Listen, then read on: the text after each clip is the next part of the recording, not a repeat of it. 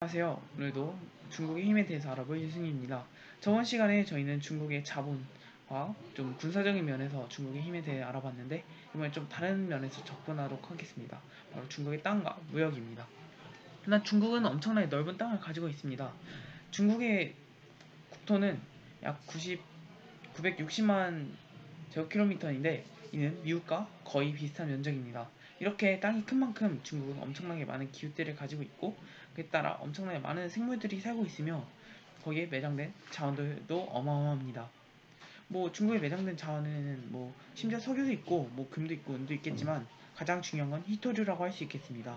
희토류란 아주 좀 희귀한 흙에서 나오는 각종 물건들인데 주기율표 돌려보시면 나올 거예요. 이 애들이 왜 중요하냐? 왜냐면 이 스마트폰이나 노트북을 만드는데 희토류가 사용되기 때문입니다. 이 토류의 생산 80%를 중국이 차지하고 있다고 하니 중국이 얼마나 엄청난 나라인지 알 수 있을 것 같습니다. 그리고 생물 같은 경우에서도 생물이 약이나 좀 첨단 산업에 응용되는 경우가 매우 많은데 대표적으로 팔각향이 있습니다. 중국의 특정 지역에서는 이 팔각향이 매우 잘 자라는데요. 이 때문에 사람들은 이 팔각향을 가지고 여러 가지 산업을 합니다. 하지만 최근에 좀 더 각광받게 된 것은 이제 AI, 그러니까 조류 독감의 치료제에 이 팔각향이 들어간다는 것이죠. 이렇게 중국은 엄청나게 많은 가능성을 가지고 있습니다. 이 가능성을 좀 더 개발하기 위해 이제 중국 공산당이 준비하고 있는 정책이 바로 1대1로입니다. 1대1로는 말 그대로 육상 실크로드와 해상 실크로드를 다시 부활시키는 것을 말합니다. 과거 중국은 실크로드를 통해서 유럽에 엄청나게 많은 선진 문물을 보급했습니다. 그 무역로를 다시 살림으로써 중국의 영향력을 키우겠다는 것이죠. 일단 저희는 땅을 위주로 알아보니 육상 실크로드에 대해서만 알아보도록 하겠습니다. 일단 가장 먼저 이 육상 실크로드는 시안에서 시작됩니다. 시안은 현재 삼성의 반도체 공장이 있는 곳으로 엄청나게 많은 투자가 되고 있습니다. 중국의 1, 2선 도시에 속하기도 하고 이제 이 시안에서 어디로 넘어가냐? 런저우로 넘어갑니다.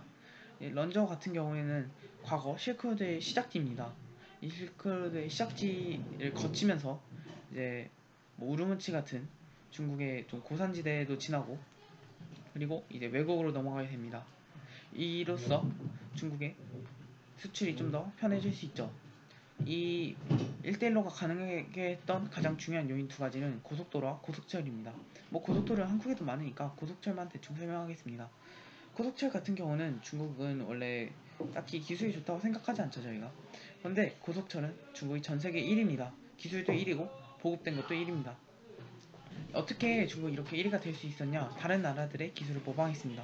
좋게 말하면 모방이고 나쁘게 말하면 베낀 거겠지만 어쨌든 이런 배움을 통해서 중국이 현재 고속철 1위가 됐다는 건 부정할 수 없는 사실이고 브라질 같은 해에도 중국이 이 고속철 기술들을 보내주기도 합니다. 이렇게 중국은 고속철과 이 고속도로 그리고 엄청난 자본을 이용해서 전세계로 뻗어나간다고 할 수 있겠습니다. 그 다음에 무역의 측면입니다. 중국은 과거로부터 엄청난 선진 문물을 보유하고 있는 나라였습니다. 물론 이번에 아편전쟁이 끝나고 나서부터 좀 몰락하다가 지금 짱깨라고 놀림까지 받는 처지에 이르긴 했지만 그 전까지는 전세계 최대 국가였습니다. 과거 로마와 중국의 교역을 살펴보겠습니다. 일단 로마 같은 경우는 중국과 거래를 많이 진행했는데 중국에서 보통 비단과 도자기를 사왔습니다. 그리고 판 거는 유리 쪼가리죠. 당연히 비단과 도자기 그리고 유리 쪼가리는 가치 차이가 너무 많이 납니다. 그래서 로마에 있던 은이 모두 중국으로 넘어가게 되고 중국은 부유해졌지만 반대로 로마는 멸망하게 되죠. 그 다음 스페인입니다. 스페인 같은 경우도 중국과 무역을 많이 했습니다. 스페인은 전세계에서 은이 가장 많이 나오는 은강을 가지고 있었지만 그럼에도 은의 가치가 상대적으로 떨어지고 스페인은 딱히 생산할 수 있는 게 없었기 때문에 결국 스페인도 망하게 됩니다. 물론 여러가지 요인이 있을 수 있겠지만 이런 요인도 분명히 존재합니다. 그 다음에 영국입니다. 영국은 중국을 상대로 유일하게 무역에서 이긴 나라입니다. 어떻게 이겼냐? 바로 마약으로 이겼습니다. 우리가 흔히 아편이라고 부르는 마약이 있죠. 이 아편을 좀 정제하면 헤로인이 나오는데 진짜 마약은 절대 안 돼요. 어쨌든 이 마약을 중국에다 팔면서 은을 다시 차 때문에 중국에 넘어간 은들을 다시 회수해왔고 그 결과 피폐해진 중국은 멸망하게 됩니다. 당시는 청나라였겠죠. 하지만 중국은 다시 여러분 엄청나게 잘 살아났고, 그래서 지금은 세계 최강대국인 미국과 무역을 하고 있습니다. 이 미국과의 무역에서는 중국이 엄청난 우위를 차지하고 있는데, 일단 중국 같은 경우에는 미국에 엄청나게 많은 물건들을 수출합니다. 하지만 미국의 경우 중국에 수출한 물건이 아예 없습니다. 물론 미국은 기축통화 국가여서 상관은 없겠지만, 만약 기축통화지가 사라진다면 미국이 어떻게 될지 매우 궁금하네요. 이 중국의 무역 그리고 제조를 이제 주도하는 3대 지역이 있습니다. 바로 베이징, 그리고 상하이, 그리고 선전입니다. 이 세 거대 도시들을 중심으로 중국이 돌아다니고 있습니다. 이 중에 가장 중요하다고 뽑는 것은 선전 지역인데요. 이 선전 지역 같은 경우에는 엄청나게 많은 투자가 이루어졌고, 그렇기 때문에 엄청난 하이테크들을 보유하고 있습니다. 그 중국의 최대 기업 중 하나인 텐센트, 그리고 이번에 무역전쟁에서 논란이 되기도 했었던 화웨이 본사가 모두 선전에 있습니다. 거기다가 선전은 애초부터 제조업을 중심으로 발달했기 때문에 제조업과 그리고 첨단 하이테크가 합쳐서 엄청난 시너지를 내고 있습니다. 그렇게 중국은 경제 부분에서도 엄청난 영향을 끼치고 있죠. 그렇다면 마지막으로 이제 중국이 강한 건 알겠고, 중국의 정치에 대해서 좀 알아보도록 하겠습니다.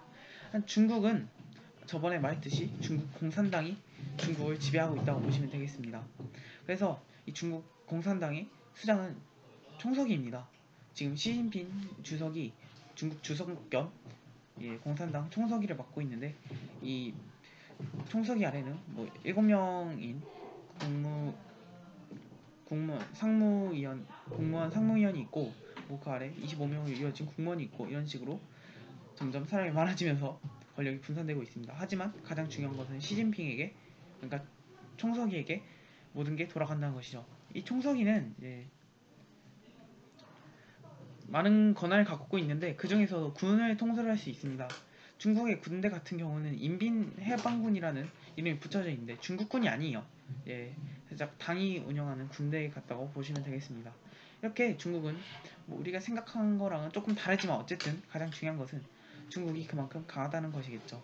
이렇게 우리에게 많은 영향을 주는 중국을 우리는 좀 더 잘 알고 배워야 합니다. 이상은